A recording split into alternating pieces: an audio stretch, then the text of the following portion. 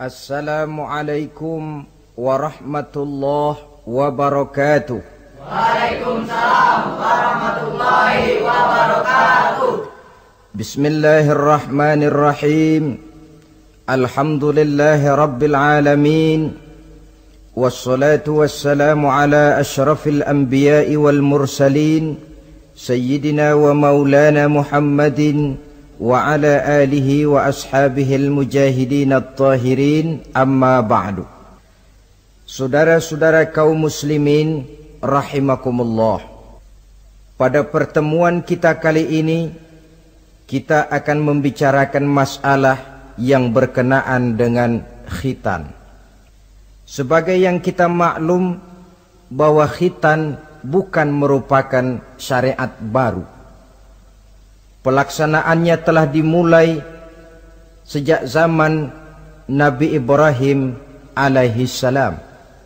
Dijelaskan dalam ayat 124 surah Al-Baqarah, wa izibtala Ibrahim rabbuhu bikalimatin fa'atammahun. Dan ingatlah ketika Allah mencoba menguji Nabi Ibrahim dengan beberapa kalimat, maka dilaksanakannya itu dengan sebaik-baiknya. Allah menguji Nabi Ibrahim dengan beberapa kalimat. Kalimat di sini maksudnya adalah perintah dan larangan. Allah menguji Nabi Ibrahim untuk melaksanakan beberapa perintah, menjauhi beberapa larangan, yang seluruhnya dilaksanakan dengan sebaik-baiknya. Kalau kita buka sejarah, akan kita lihat bahwa memang kehidupan Nabi Ibrahim penuh dengan tamsil-tamsil yang tentu merupakan hikmah buat kita sekarang ini. Oleh sebab itu, para ulama berbeda pendapat tentang perintah yang ada di dalam ayat 124 ini. Ada yang berpendapat Allah menguji Nabi Ibrahim dengan beberapa perintah dan larangan, bahwa perintah yang ada di dalam ayat ini adalah perintah untuk membangun Ka'bah. Ada juga yang mengatakan perintah untuk menyembelih putranya Nabi Ismail alaihi salam. Ada pula yang berpendapat perintah untuk hijrah, dan masih banyak pendapat-pendapat lain, termasuk pendapat yang menyatakan di dalam perintah ini adalah pelaksanaan daripada khitan, seperti yang dikuatkan oleh Al-Imam Qurtubi. Kesimpulannya adalah seperti yang dijelaskan oleh Al-Imamul Jalil Al-Hafiz Imaduddin Abil Fida Ismail Ibn Kathir di dalam tafsir Ibnu Kathirnya. Beliau mengutip pendapat Abu Ja'far bin Jarir, di mana beliau berkata, annahu yajuzu ayyakunal muradu bil kalimat jami'u ma dzukira wa jaizun ayyakuna ba'du dzalik wala yajuzul jazmu bi syai'in minha annahul muradu 'ala ta'yin illa bi hadisin aw ijma'in. Kesimpulannya ialah bahwa yang dimaksud dengan perintah dan larangan dalam ayat ini adalah seluruh yang ditemui oleh Nabi Ibrahim dalam perjalanan hidupnya, atau sebagiannya, tetapi tidak boleh menetapkan bahwa perintah dalam ayat ini cuma satu saja, kecuali berdasarkan hadis atau ijma'. Dengan kata lain, termasuklah khitan di dalam kalimat wa izibtala Ibrahim rabbuhu bikalimatin fa'atammahun. Kesimpulannya ialah syariat khitan dimulai oleh Nabi Ibrahim alaihi salam. Ini dari segi sejarahnya. Menurut hadis Imam Bukhari dan Muslim, ketika turun perintah khitan ini, umur Nabi Allah Ibrahim sudah mencapai usia 80 tahun. Kita bisa bayangkanlah ini, umur 80 tahun turun perintah khitan. Di zaman tentu belum ada pisau cukur, belum ada gunting, belum ada silet. Sedangkan pada usia 80 tahun kulit itu biasanya sudah mulai agak keras. Turun perintah untuk melaksanakan khitan. Ini pun fa'atammahunna, perintah ini dilaksanakan dengan sebaik-baiknya oleh Nabi Allah Ibrahim alaihi salam. Diteruskan syariat ini kemudian oleh putra-putra beliau yang juga menjadi nabi dan rasul, seperti Nabi Ismail, Nabi Ishak, dan terus oleh para nabi-nabi sesudah beliau sampai kepada Nabi kita Muhammad sallallahu alaihi wasallam. Apa sebenarnya hukum daripada pelaksanaan khitan? Saudara kaum muslimin yang berbahagia, hukum melaksanakan khitan adalah wajib, baik bagi laki-laki maupun perempuan. Kewajiban ini merupakan kewajiban penunjang. Artinya, yang wajib sebenarnya melaksanakan ibadah. Orang tidak akan bisa melaksanakan ibadah kalau dia tidak bersuci. Dan orang sulit untuk bersuci kalau dia tidak dikhitan. Maka khitan lalu ikut menjadi wajib. Dalam kaidah usul fikih dijelaskan, lil wasail hukmul maqasid. Wasilah mempunyai hukum yang sama dengan tujuan. Contoh, saudara wajib naik ke atas loteng. Ya, wajibnya naik ke atas loteng. Tapi saudara tidak akan bisa naik ke loteng kalau tidak ada tangga. Maka adanya tangga ikut menjadi wajib. Perintahnya cuma naiklah kamu ke loteng. Tidak ada perintah carilah tangga. Tapi lalu dalam proses pelaksanaannya kita tidak akan bisa naik ke loteng kalau tidak ada tangga. Maka adanya tangga ikut menjadi wajib. Allah memerintahkan kita, dirikanlah solat. Wuduklah kamu, bersucilah kamu. Kita tidak akan bisa bersuci kalau tidak dikhitan. Maka khitan itu ikut menjadi wajib hukumnya. Bisa juga dengan kaidah ma la yatimmul wajib illa bihi fahuwa wajib. Suatu pekerjaan yang tidak akan sempurna tanpa sesuatu hal lain, maka sesuatu hal lain itu ikut menjadi wajib juga adanya. Kita tidak akan bisa naik ke atas loteng kalau tidak ada tangga, maka adanya tangga itu ikut menjadi wajib. Di dalam kitab Ghayatul Bayan ala Zubadi bin Ruslan dijelaskan, wal khitanu wajibun ala dzakari wal unsa. Dan khitan itu wajib hukumnya bagi orang Islam laki-laki maupun perempuan, libalighin akilin muhtamilin lahu, yang sudah balik, berakal dan sanggup menahan rasa sakit, satira binasbi kamratin qata'a wahiyal kulfatu minadz zakari wal ismu binasbihi aidan min unsa, yaitu memotong kulit kamrah yang menutupi daripada zakar seorang laki-laki. Adapun bagi perempuan, memotong asal nama potong, tidak seperti halnya laki-laki. Sebab apa? Sebab kulit yang dipotong yang disebut kulfah itu menghalangi orang daripada beristinja secara sempurna. Nah, kalau istinjanya sudah tidak sempurna, maka wuduknya tentu tidak sah.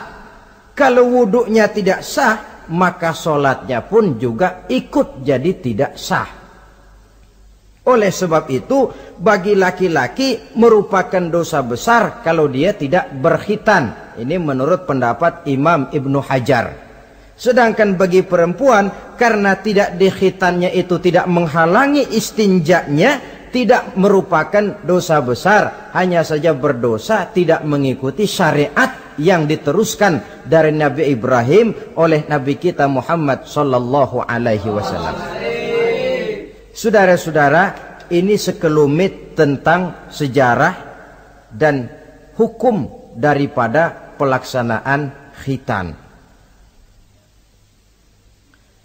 Nah, sekarang kita lanjutkan dengan apa hikmah yang bisa diambil daripada pelaksanaan khitan dalam kerangka pembentukan pribadi muslim. Hikmah yang pertama, kalau setiap muslim ditanya kepengen punya anak macam apa, saya yakin jawabannya pasti sama, kepengen punya anak soleh.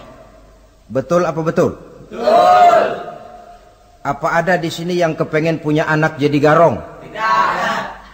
Saya kira jangankan kita yang insya Allah termasuk orang baik-baik, orang yang tidak baik saja tidak pengen kok anaknya tidak baik.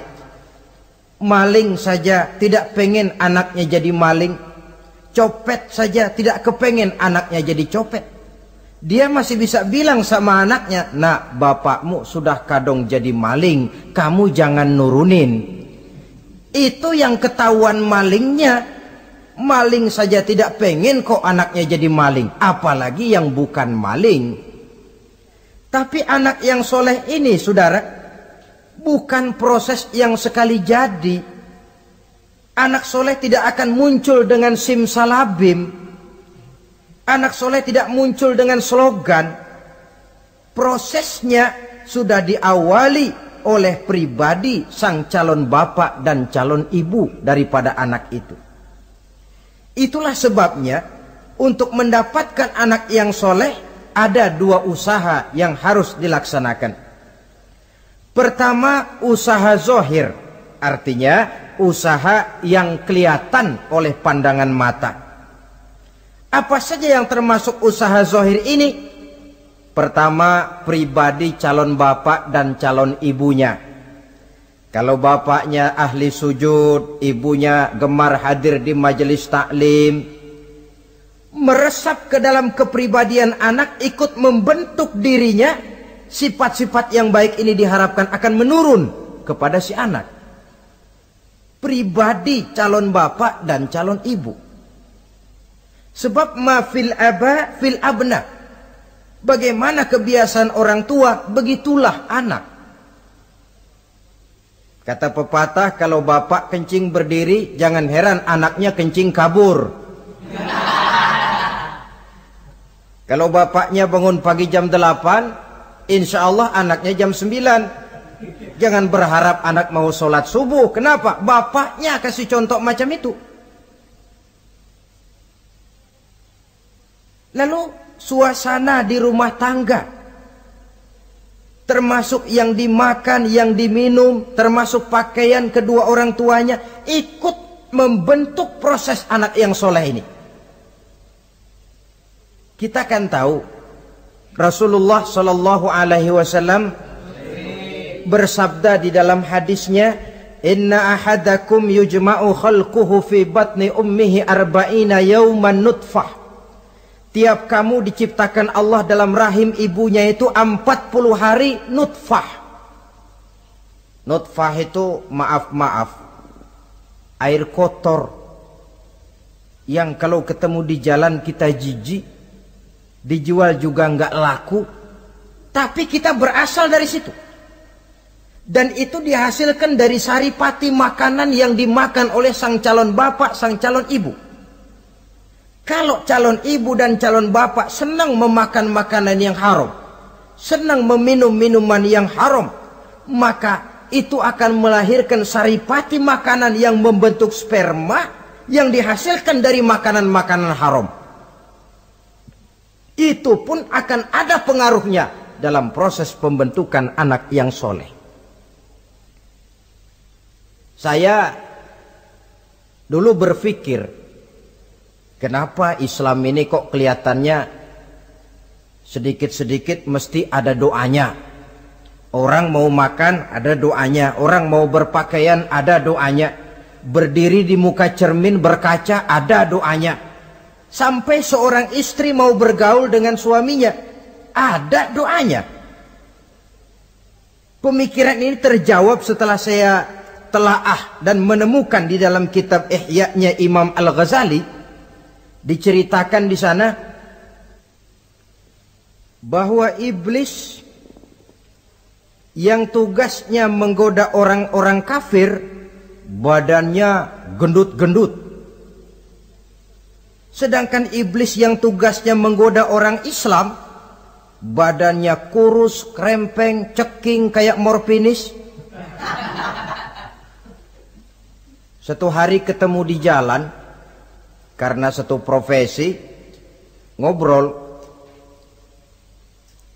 Ini iblis yang tugasnya menggoda orang kafir bertanya kepada iblis yang tugasnya menggoda orang Islam. Badanmu kenapa kurus macam begitu?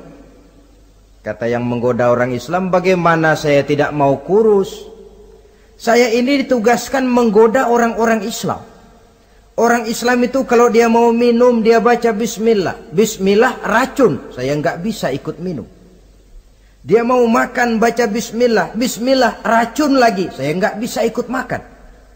Dia mau tidur tarik selimut dia baca bismika Allahumma ahya wa amut, racun lagi aja. Saya nggak bisa tidur di selimut, terpaksa tidur di emper, mana keanginan. Dia mau bergaul sama istrinya, dia baca Allahumma jannibna syaitan wa jannibi syaitan fima razaqtana. Racun lagi, saya nggak bisa bantuin, cuma ngeliatin dari jauhan. Bagaimana nggak kurus makan hati?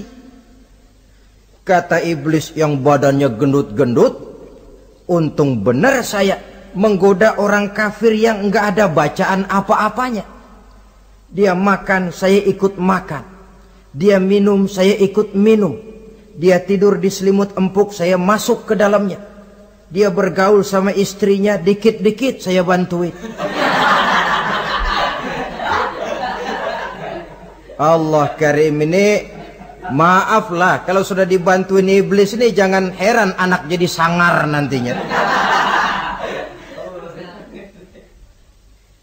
Jadi sejak proses produksi awal, Islam sudah mengajarkan hal yang sedemikian rupa. Pribadi calon ibu bapaknya baik, makanan, minuman, dan pakaian terdiri dari yang halal. Suasana beragama kelihatan di rumah tangga. Ibu ahli sujud, bapak ahli sujud. Ini termasuk proses usaha yang zahir dari orang tua yang menginginkan anak yang soleh. Sampai terjadi proses kehamilan. Proses kehamilan itu kata Nabi 40 hari yang pertama nutfah, 40 hari yang kedua alaqah, 40 hari yang ketiga mudghah. Mudghah itu embrio, cikal bakal bayi. Setelah proses 3 kali 40 hari itu, barulah ditiupkan ruh ke dalam rahim sang ibu. 120 hari atau 4 bulan, perempuan yang hamil itu baru terasa perutnya bergerak-gerak. Ini berdasarkan pengalaman perempuan. Saya sendiri kebetulan alhamdulillah belum pernah hamil.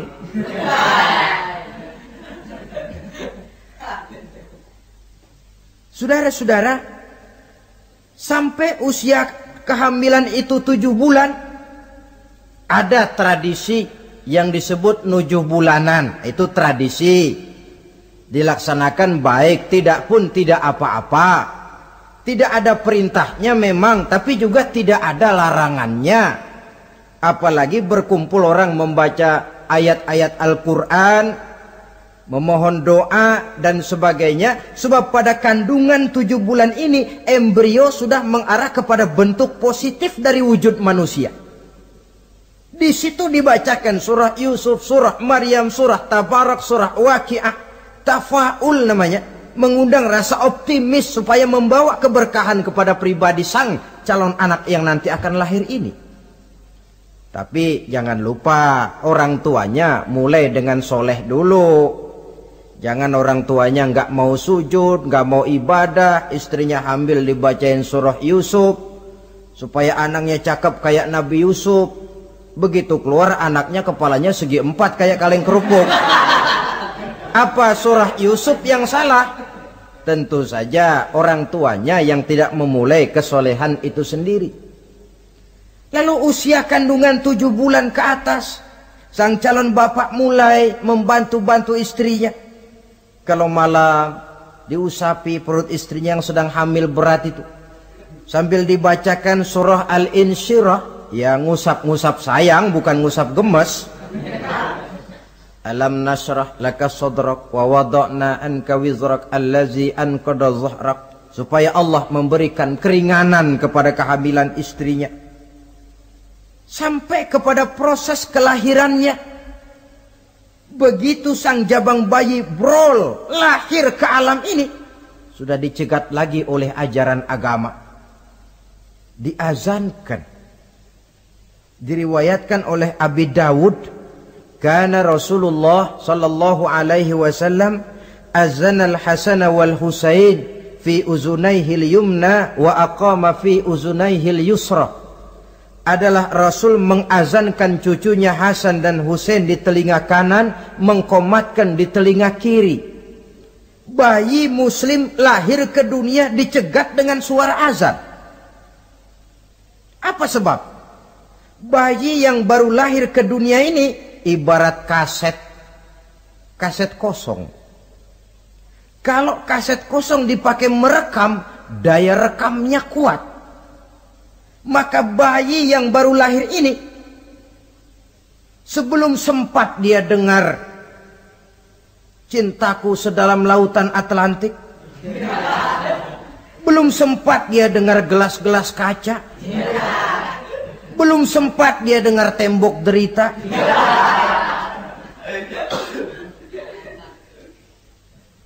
belum sempat dia menikmati serak-serak basahnya suara Frank Sinatra atau merdunya suara Madonna.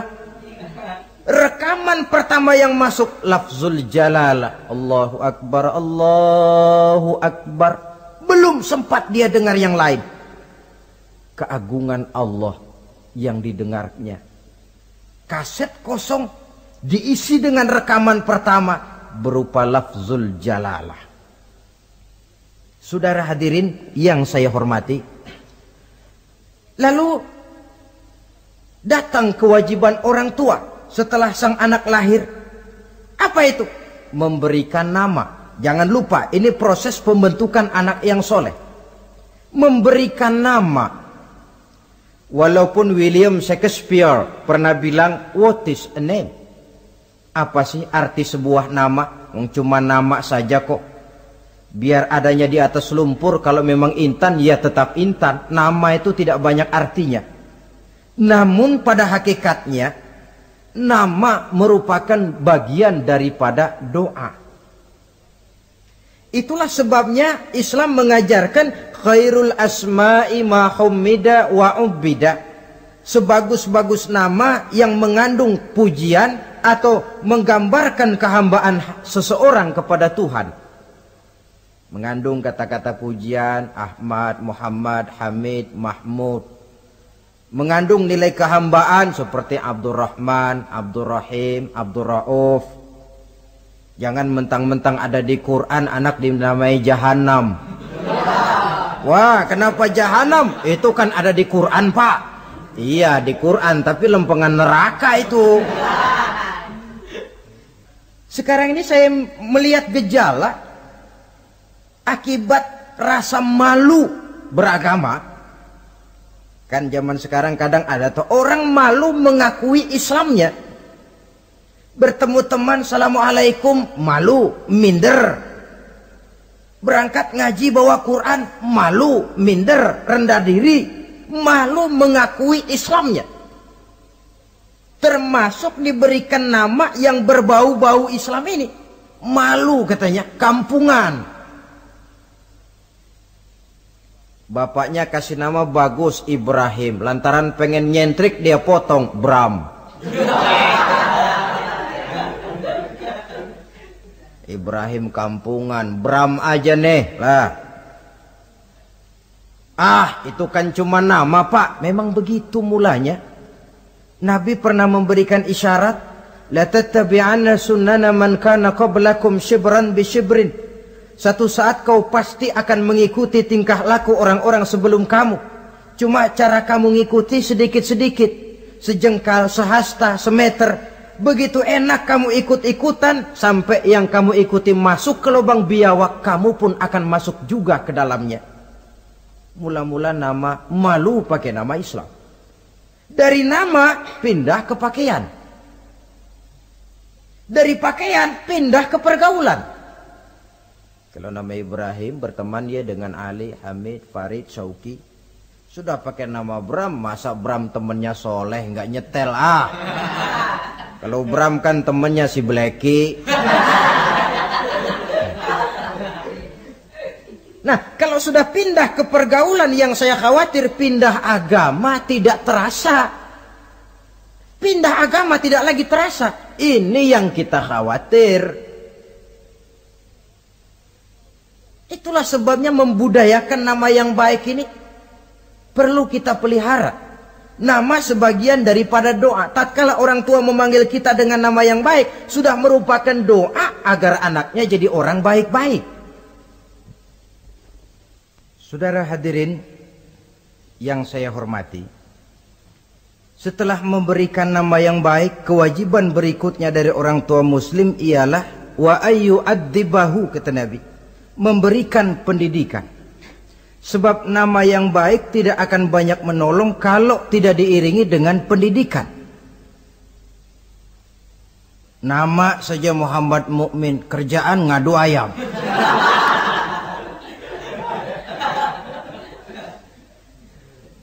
Nama yang baik tapi lantaran tidak diiringi dengan pendidikan, tidak akan banyak menolong. Nah, pendidikan ini dari mana dimulai? Dari rumah tangga. Al-bait madrasatul ula. Rumah tangga adalah sekolah yang pertama. Belum lagi anak kenal TK, ibtidaiyah, tsanawiyah. Yang dia kenal adalah rumah tangganya. Gurunya adalah ibu bapaknya. Dan proses mendidik anak ini tentu merupakan proses yang panjang, memerlukan pengorbanan dari kedua orang tuanya. Namun prinsip lebih baik sekarang orang tua berkorban daripada menjadi korban. Kalau orang tua tidak mau berkorban untuk mendidik anaknya, percayalah pada suatu saat dia akan jadi korban dilawan oleh kebrutalan anaknya sendiri.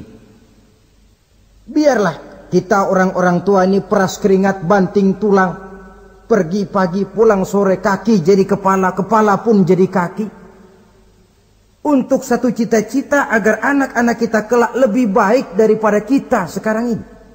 Mendidik, karena kian hari kita dihadapkan dengan kenyataan peledakan penduduk, sulitnya lapangan kerja, persaingan hidup yang makin tajam, sulitnya ekonomi.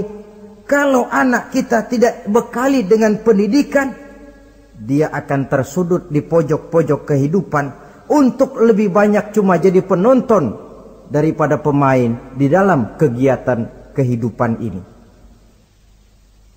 Nah, setelah memberikan nama yang baik, lalu mendidiknya, lalu datanglah usaha yang batin di dalam proses pembentukan anak yang soleh ini, yaitu mendoakan anak.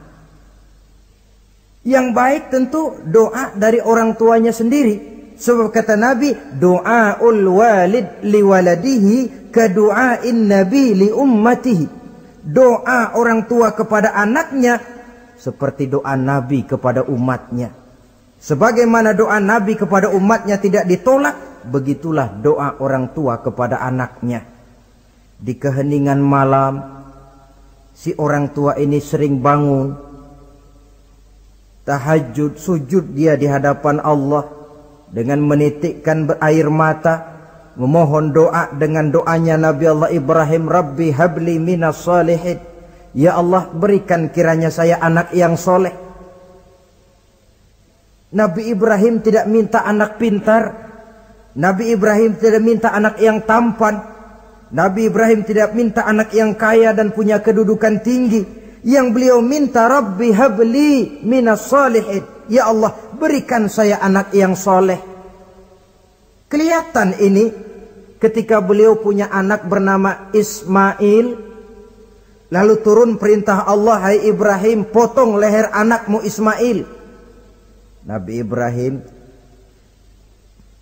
bermusyawarah, Ismail, saya Abah, Allah memerintahkan saya untuk menyembelih leher kamu. Menurut pendapatmu bagaimana, mimpiku ini laksanakan atau tidak? Apa jawab Nabi Ismail? Ini bukti doa anak soleh.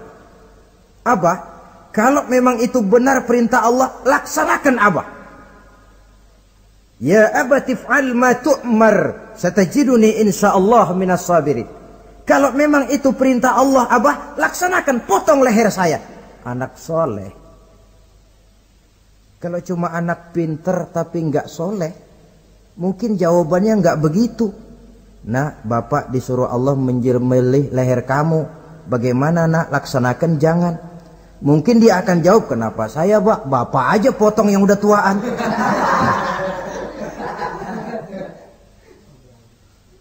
Doa orang tua kepada anak. Atau boleh juga doa orang lain yang diyakini kesolehannya oleh orang tua tadi. Mengundang Pak Ustadz, Pak Kiai ke rumah, tolong doakan anak saya. Tidak ada salahnya.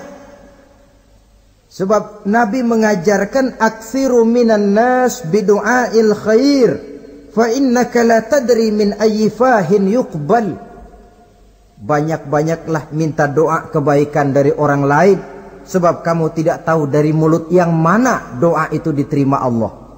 Mungkin saja orang menurut pandangan kita kere, miskin, tidak dipandang orang lain. Tapi kalau doanya Allah mau terima, siapa yang sanggup menghalangi? Banyak-banyaklah minta doa kebaikan dari orang lain, sebab tidak seorang pun tahu dari mulut yang mana doa itu akan diterima Allah. Doa orang tuanya. Inilah hikmah khitan yang pertama, proses pembentukan anak yang soleh. Yang kedua, khitan itu menanamkan kepada anak-anak muslimin sikap berani menghadapi hidup. Di waktu kecil sudah dilatih mengalirkan darah. Seolah-olah orang tuanya berkata, nak, hidup ini adalah perjuangan, nak. Perjuangan itu peras keringat, banting tulang, mengalirkan darah, kadang-kadang mengorbankan nyawa. Hidup bukan undian, nak. Jangan mengharap untung besar tanpa mau peras keringat. Berani hidup artinya berani menghadapi segala resiko yang ada di dalam hidup. Di zaman sekarang banyak orang yang takut menghadapi hidup. Pakaian mau bagus, makan mau enak, hidup mau terpandang dan dihargai orang, tapi kerja keras tidak mau. Paling-paling istilah orang maunya cuman hardolin. Hardolin itu bahasa Jerman, artinya dahar modal ulin. Santai. Ini kan takut menghadapi hidup, atau melihat bahwa stres hidup begitu tinggi, lalu mengundi-ngundi hidup. Dipertaruhkannya hidup di meja judi, dipertaruhkannya hidup di gunung-gunung, memuja-muja setan dan sebagainya. Itu pun termasuk orang yang takut menghadapi hidup. Tidak berani menghadapi resiko yang ada di dalamnya. Cuma khayal saja membumbung tinggi, tapi keberanian untuk bekerja keras tidak ada. Anak-anak muslimin sejak dini, sejak masih kecil sudah dilatih mengalirkan darah. Hidup ini perjuangan, nak. Bukan santai-santai, bukan berleha-leha, bukan berandai-andai. Tidak akan pernah sampai kita kepada tujuan kalau hidup cuma diisi dengan berandai-andai, berleha-leha, bersantai-santai. Dia adalah perjuangan. Jalannya menanjak menurun, banyak onak dan duri di sekelilingnya. Kuatkan pribadimu menghadapi hidup ini. Ditanamkan sikap berani menghadapi hidup. Itu yang kedua. Lalu yang ketiga, khitan pada hakikatnya merupakan peletakan batu pertama dalam arti mempersiapkan anak supaya hidupnya nanti menjadi orang yang sujud kepada Allah. Secara tidak langsung orang tuanya seolah-olah berkata, "Nak, kamu dikhitan sekarang supaya nanti kamu bisa istinja, nak. Kalau kamu sudah bisa istinja, kamu bisa berwudu. Kalau wudumu sah, kamu bisa sholat." Peletakan batu pertamanya lewat khitan. Jadi kalau sudah dikhitan lalu dianggap selesai, sholat tidak diajarkan, wudu tidak diajarkan, ya sama saja dengan membangun rumah. Setelah peletakan batu pertama lalu tidak dilanjutkan dengan membangun yang lain, alang-alang yang bakal tumbuh. Sebab dalam realitanya nanti bukan cuma tubuh kita yang dikhitan, harta kita nanti dikhitan. Cuma khitan harta namanya zakat, infak, sodakoh. Itu kan harta dikhitan supaya bersih. Khitan juga namanya. Karenanya mengkhitan anak, mempersiapkan anak agar menjadi hamba Allah yang sesungguhnya, menjadi manusia yang sujud kepada Allah Tuhannya. Itu merupakan prakondisi ke arah pembentukan manusia yang kelak akan sujud kepada Allah Rabbul Jalil. Peletakan batu pertama mempersiapkan anak untuk hidup melaksanakan ibadah. Dan ini tujuan hidup. Allah jelaskan, "Wa ma khalaqtul jinna wal insa illa liya'buduni." Aku tidak ciptakan jin dan manusia melainkan untuk beribadah kepadaku. Masalah paling pokok bukan bertanya mengapa kita diciptakan oleh Allah, karena kita memang sudah ada. Masalah paling pokoknya ialah untuk apa kita diciptakan oleh Allah. Kalau saudara bertanya mengapa saya dibikin oleh Allah, itu hak Allah untuk menjawabnya. Manusia buntu. Sebab itu pertanyaan kita bukan mengapa kita diciptakan Allah, tetapi untuk apa kita diciptakan Allah. Yang bisa jawab tentu yang bikin manusia. Seperti juga kita tanya, "Pak, untuk apa Bapak bikin bangku?" Yang bisa jawab pasti ya yang bikin bangku toh. Sebagai pembikin, dia tentu lebih tahu untuk apa bangku itu dibikin. Untuk apa manusia diciptakan Allah? Jawabannya datang dari Allah. "Wa ma khalaqtul jinna wal insa illa liya'budun." Aku tidak menciptakan jin dan manusia kecuali untuk melaksanakan ibadah kepadaku. Ini rupanya tujuan penciptaan manusia, agar kita menjadi orang-orang yang hidup melaksanakan ibadah dalam pengertian yang seluas-luasnya. Sejak ibadah pribadi yang langsung antara kita dengan Allah, seperti sholat, puasa, zakat, haji, sampai kepada ibadah yang tersalur melalui kehidupan bermasyarakat. Umpamanya membangun, memelihara kesehatan, menjaga keamanan di kampung, yang kalau kita niatkan untuk mencapai ridho Allah, insya Allah itu akan bernilai ibadah.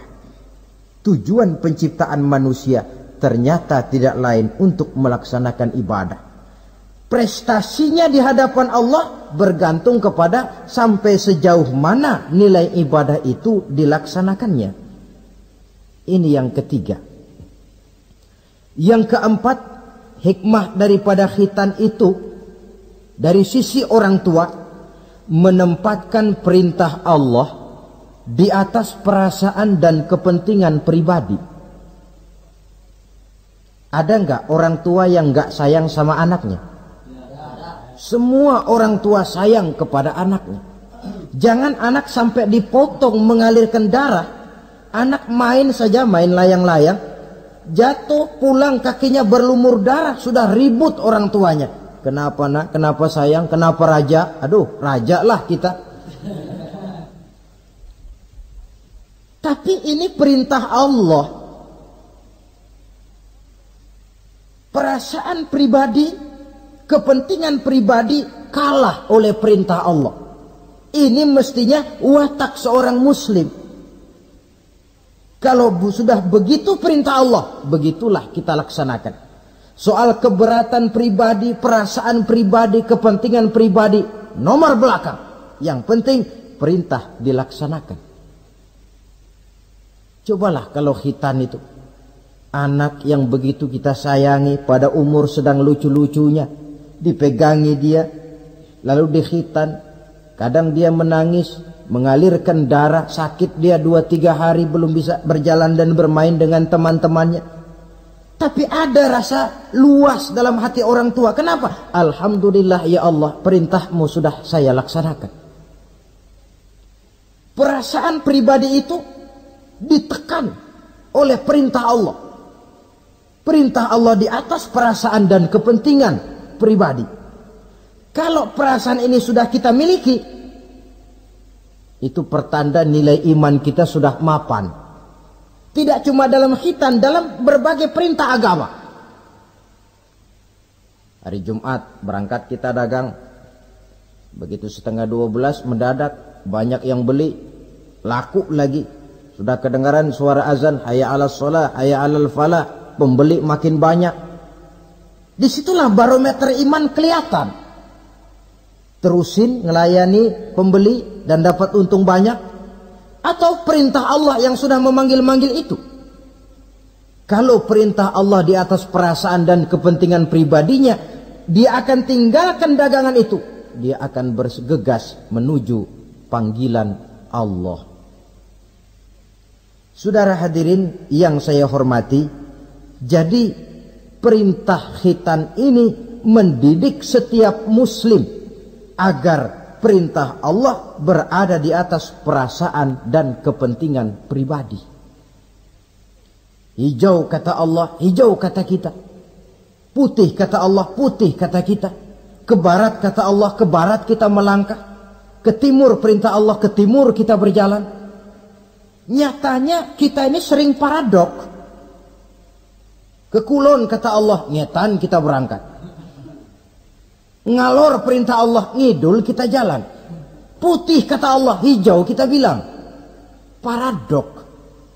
Kenapa? Berpadu segala macam perasaan dan kepentingan dalam kehidupan kita yang kadang mengalahkan kepentingan agama. Kadang mengalahkan kepentingan umat, mengalahkan kepentingan orang banyak. Tidak itu yang dididik di dalam pelaksanaan khitan ini.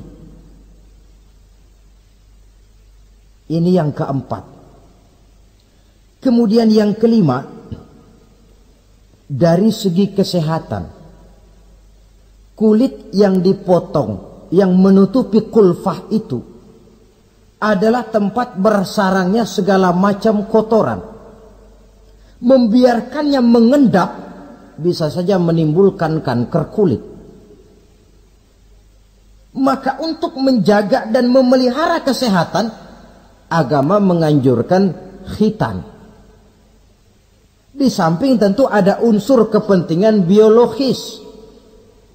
Ini maaf-maaflah, kalau nanti orang sudah bersuami, sudah beristri, akan terasa manfaatnya khitan. Lain loh yang dikhitan dengan yang tidak itu. Coba saja tanya orang, makan pisang itu yang enak dikupas dulu apa dimakan kulit-kulitnya? Ya mesti tentu yang enak ya dikupas dulu. Kalau kulit-kulitnya juga dimakan, rakus namanya. Belum lagi kemungkinan bisa jadi penyakit.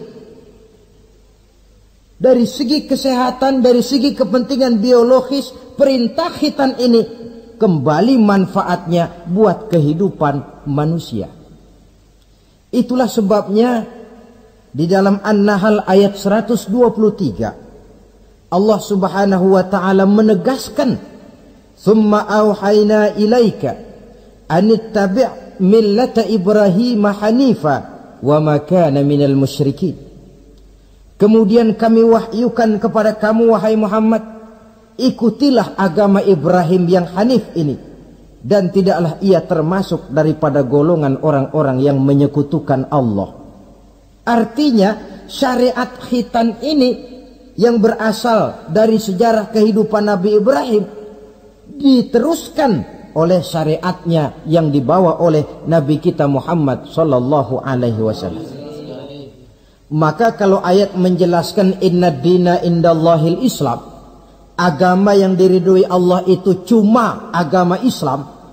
Islam yang mana? Islam yang dibawa oleh Nabi Adam, diteruskan oleh Nabi Nuh, diteruskan oleh Nabi Ibrahim, diteruskan oleh Nabi Musa, diteruskan oleh Nabi Isa, dan disempurnakan oleh Nabi kita Muhammad sallallahu alaihi wasallam.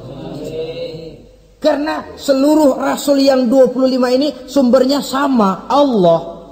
Prinsip ajarannya sama, la ilaha illallah. Cuma syariatnya saja yang agak berbeda, disesuaikan dengan situasi dan kondisi dari umat yang dihadapi oleh rasul itu. Nabi Sulaiman misalnya ada sholat, tapi sholatnya Nabi Sulaiman tidak pakai ruku dan tidak pakai sujud, berdiri saja. Zaman Nabi Nuh ada puasa, tapi puasanya versi Nabi Nuh lain dengan puasanya versi kita sekarang ini. Syariat berbeda sesuai dengan situasi dan kondisi. Tapi khitan sejak Ibrahim, Ismail, Ishak, sampai kepada Musa, sampai kepada Isa, sampai kepada Nabi kita, terus berkelanjutan sampai hari akhir nanti. Jadi bukan merupakan syariat baru. Pengukuhannya dalam An-Nahl 123 ini, aku wahyukan kepadamu Muhammad, ikuti agama Ibrahim ini, agama tauhid, yang diantara syariatnya adalah pelaksanaan khitan. Sedangkan Ibrahim seorang yang hanif. Hanif ini lebih tinggi daripada sekedar taat. Kalau orang yang taat itu contohnya begini, nak, tolong taruh ini gelas di pinggir meja, nak. Kalau dia taat ya apa adanya, ditaruh saja tuh gelas di pinggir meja. Orang yang hanif lain, mikir. Iya, kalau ditaruh di pinggir kan gampang kesenggol orang, jatuh ke bawah, pecah. Biar diperintah taruh di pinggir, taruh aja di tengah dah, biar aman. Ini hanif namanya. Tingkatan yang lebih tinggi daripada taat. Nabi Ibrahim seorang yang hanif. Tidak ada perintah Allah yang tidak dilaksanakan dengan sebaik-baiknya. Sampai pun perintah memotong anak sendiri. Saya kira kalau perintah macam begini turun kepada orang zaman sekarang, banyak yang bubar jadi orang Islam. Potonglah leher anakmu, udahan aja dah. Dan memang perintah itu cuma untuk menguji kekuatan mental Nabi Ibrahim alaihissalam. Perintah menyembelih leher anak, perintah membangun Ka'bah, perintah hijrah keluar dari kampung halamannya sampai mengembara ke negeri Syam. Perintah ujian menghadapi api yang dinyalakan oleh Raja Namrus. Belum lagi perintah menghadapi kekufuran daripada kaumnya, menghadapi orang tuanya sendiri yang adalah produsen berhala. Bisa kita bayangkan ini, anaknya penegak tauhid, bapaknya produsen berhala. Tapi itulah agama, syarat dengan contoh. Yang anak bapaknya nabi, anaknya bajingan. Yang anaknya nabi, bapaknya pembuat berhala. Karena memang hidayah itu adalah hak prerogatif dari Allah Subhanahu wa ta'ala. Diberikan kepada siapa saja yang dikehendakinya. Saudara-saudara kaum muslimin rahimakumullah. Oleh sebab itu saya mengajak kepada seluruh umat Islam, kalau melaksanakan walimatul khitan, mengkhitan anak, boya sudah lewat masanya cuma sekedar diramein dengan layar tancap atau orkes madun. Akan lebih positif kalau diisi dengan dakwah, pengajian, ceramah yang menjelaskan tentang hikmah daripada walimatul khitan ini. Yang ditinjau dari segi apapun, mengadakan pengajian itu lebih menguntungkan, baik pribadi, baik yang mengadakan walimah, baik bagi masyarakat, ketimbang walimah dengan berfoya-foya. Apalagi hadis mengingatkan kita, kata Nabi begini, man sanna sunnatan hasanatan falahu ajruha wa ajru man amila biha. Siapa yang memulai satu kebajikan, dia akan mendapat pahala dan pahala dari orang-orang yang mengikuti kebajikan itu. Saudara nyunatin anak, mengadakan pengajian, undang kiai, banyak orang yang hadir, saudara akan dapat pahala dan juga dapat pahala dari seluruh orang yang hadir. 1000 orang yang hadir, 1000 saudara dapat pahala. Sebaliknya kata Nabi, wa man sanna sunnatan sayyi'atan falahu ismuha wa ismu man amila biha. Siapa yang memulai satu kejahatan, dia akan mendapat dosa dan dosa dari seluruh kejahatan yang terjadi pada malam itu. Jadi kalau saudara nyunatin anak, pesta, mengundang apa film, apa orkes, maka seluruh maksiat yang terjadi pada malam itu di tempat itu, saudara ikut dapat dosanya. Kenapa? Sponsornya saudara. Iya, tapi kan saya nggak suruh mereka maksiat, Pak. Betul. Tapi bisanya mereka maksiat kan karena sarana disediakan. Sponsornya itu. Jadi sponsor kebajikan mendapat pahala, sebagaimana sponsor kejahatan pun akan mendapat pahala dari nilai kejahatan yang ditimbulkannya. Belum lagi segi keberkahannya. Belum lagi banyaknya orang-orang yang berdoa, 1, 2, 3, 40 orang berkumpul mendoakan anak kita. Masuk dalam hadis doaul arba'in ka doail wali. Doa 40 orang yang berkumpul sudah sama dengan doanya seorang wali.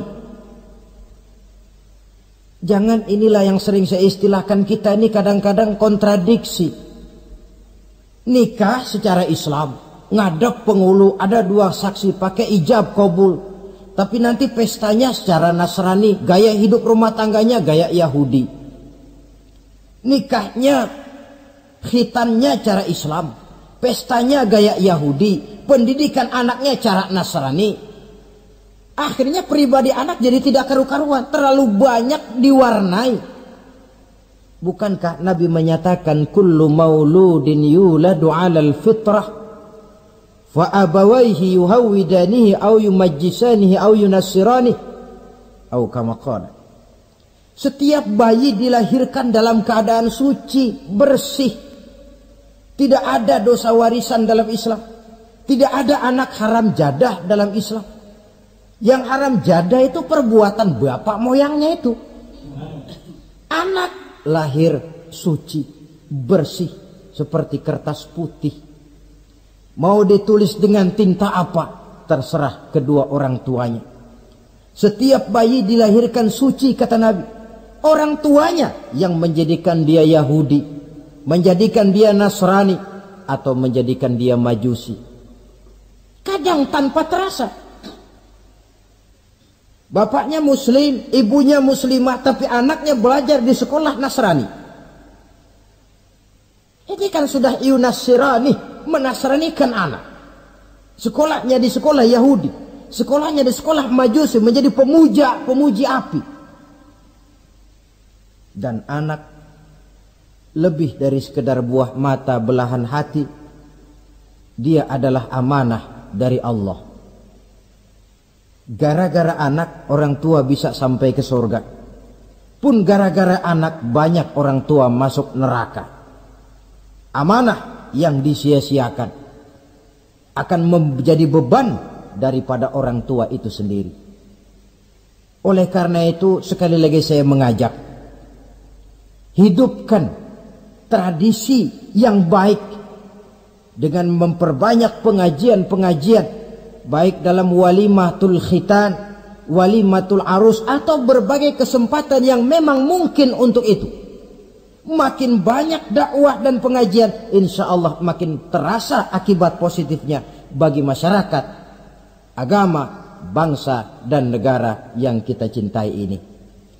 Nah, saudara, inilah selintas tentang khitan pada pertemuan kita kali ini. Mudah-mudahan ada hikmahnya. Terima kasih banyak atas segala perhatian. Mohon maaf atas segala kekurangan. Usikum wa nafsi bitaqwallah. Aqulu qawli hadza fa astaghfirullahal azim li wa lakum Wassalamualaikum warahmatullahi wabarakatuh.